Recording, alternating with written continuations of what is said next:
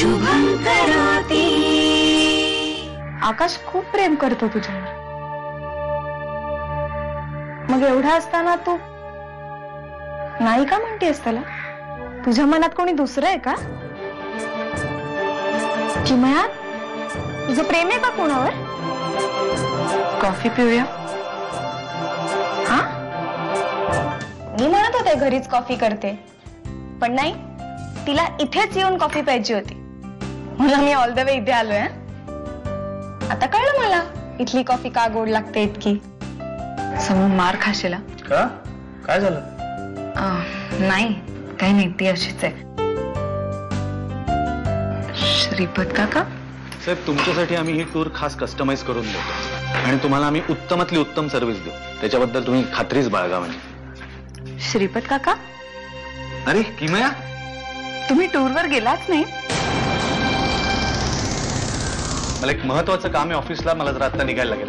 हा, सॉरी, पण आपल्याला काही गोष्टी डिस्कस करायच्या। हो, मी फोन करून तुम्हाला येऊन भेटतो, मग आपण सविस्तर बोलूयात। हा, श्रीपत काका, अगं ती टूर कॅन्सल झाली। अगं मी बोलतो तुझ्याशी नंतर। हा, मी आता निघतो।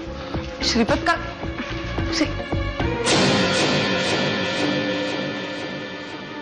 तुला खोटं बोलता आलं नाही, पण सगळ्यांसमोर आता मला खोटं पाडलेस तू। आता किमया घरी जाईल आणि सगळ्यांना सांगेल की अलका आत्या खोटं बोलली। पुन्हा आपल्याला नावं ठेवली जातील आणि आपण खोटं का बोललो याचा जाब विचारायला सुद्धा इथे येईल ती।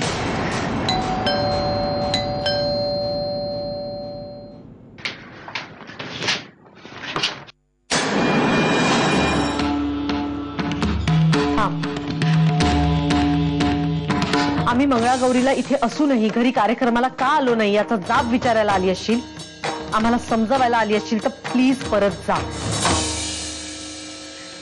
थांब किमया, अलका काय चाललंय तुझं? हा, बरी आहेस ना? का डोकं फिरलंय? किमयावरती का डाफरतीयस? अगं तिची काय चूक आहे? तिची चूक नसेल, पण तिला समजवण्याची फार हौस आहे आणि मला कोणाकडूनही काहीही समजून घ्यायची इच्छा नाहीये। काय झालंय मला सांगा ना प्लीज। जाऊ दे ना किमया, कशाला तो विषय? श्रीपत, आपण गप्प राहिलो ना तर हिलाही वाटेल की चूक आपलीच आहे। नाही, तू सहसा कोणाविषयी वाईट बोलत नाहीस, पण किमया यात चूक श्रीपतची नाही, विवेक दादाचीच आहे। विवेक दादा बुडाला तो त्याच्या कर्माने, त्याच्यामुळे घरावर जप्तीची वेळ आली, पण या सगळ्याचं खापर फोडलं गेलं ते श्रीपतवर। तर तो एजंट ज्याच्या थ्रू हे डील झालं तो माझ्या ओळखीचा होता म्हणून।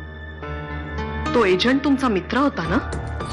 अशा खोट्या माणसाशी व्यवहार करायला सांगितला 50 लाखांचा? अशा फसवणाऱ्या माणसाशी गाठ घालून देताना आमची जरा सुद्धा फिकीर नाही वाटली तुम्हाला? जसा माणूस तशी संगती, हे कळायला हवं होतं आम्हाला। बस वहिनी, बस।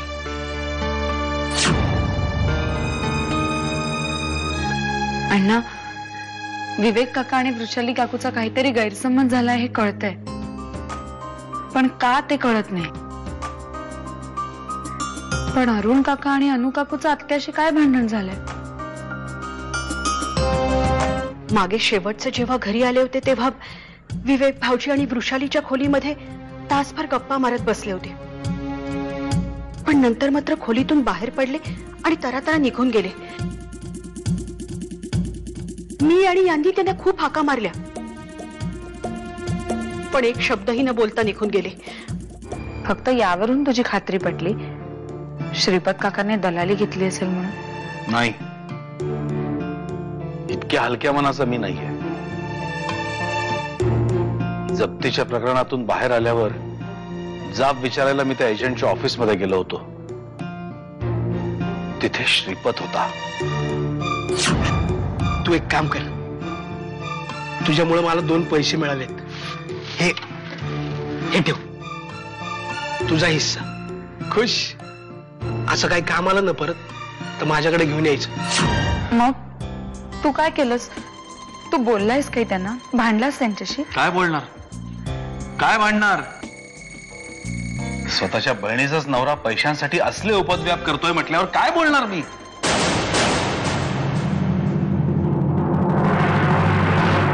शुभं करोति।